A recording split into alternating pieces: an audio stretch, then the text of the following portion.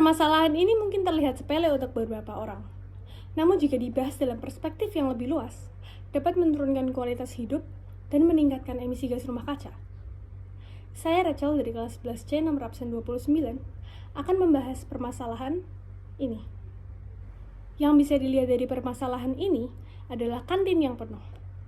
Akibat dari kantin yang penuh, kantin yang sedikit namun jumlah pelanggan yang banyak memiliki beberapa dampak negatif.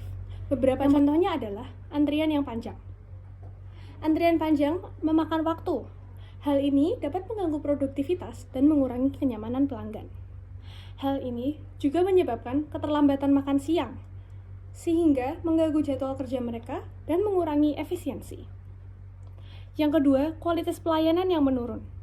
Karena kantin yang sedikit, otomatis penjualnya sedikit, namun pelanggannya banyak, maka penjual akan kewalahan. Dan sebenarnya kita bisa saja menyelesaikan masalah ini di sini. Namun saya akan membahas lebih jauh lagi tentang permasalahan ini dalam skala yang lebih besar, yaitu kepadatan penduduk dan populasi manusia yang semakin memuncak. Kepadatan penduduk yang memusat pada satu daerah saja dapat memiliki sejumlah akibat yang beragam. Contohnya kemacetan lalu lintas. Jakarta adalah kota paling padat di Indonesia dengan total lebih dari 10,6 juta jiwa penduduk. Ibu kota ini sangat terkenal dengan macetnya. Diduga-duga bisa nyelesain S2 dulu sambil nungguin macetnya. Jika dibandingkan dengan Jepang, kalian bisa lihat sendiri perbedaan macet Jepang sama macet Jakarta. 3連休中日の今日もお盆をふるさとなどで過ごす人たちの帰省ラッシュが高速道路下り線で続いています。Yang kedua adalah kurangnya akses terhadap pelayanan. Jika suatu penduduk terlalu padat, maka distribusi sumber daya air, sanitasi, dan lain-lain akan lebih sulit dan mengakibatkan ketidaksetaraan dalam akses terhadap pelayanan penting. Yang ketiga adalah tingkat harga yang lebih tinggi. Permintaan yang tinggi menyebabkan lonjakan harga yang dapat mengganggu kehidupan berekonomi. Lalu yang empat adalah salah satu yang paling penting, yaitu peningkatan polusi dan pencemaran. Jika penduduk bertambah, maka polusi juga akan bertambah. Hal ini dapat menyebabkan pemanasan global, salah satu masalah paling besar yang dunia sedang atasi saat ini. Hal-hal yang dapat dilakukan untuk mengatasi permasalahan ini adalah yang pertama dengan pendidikan dan kesadaran. Penting mengetahui konsekuensi dari pertumbuhan populasi yang cepat dapat membantu mengendalikan kelahiran.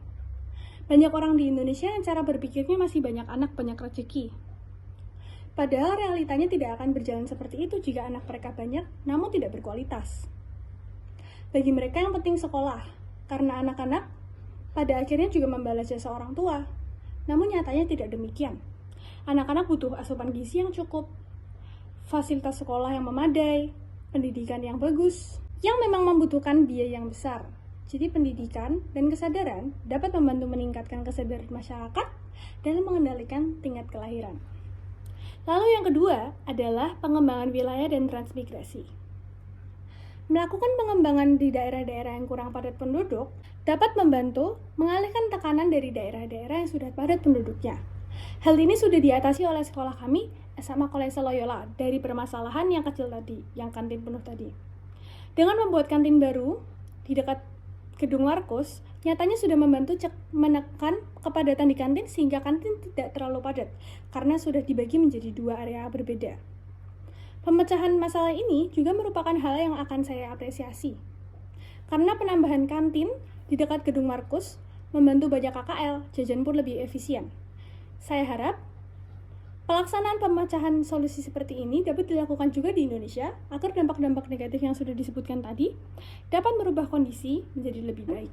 Pendidikan, kesejahteraan, berbagi kebijakan, mengurai kepadatan dengan langkah penuh kebijaksanaan. Terima kasih.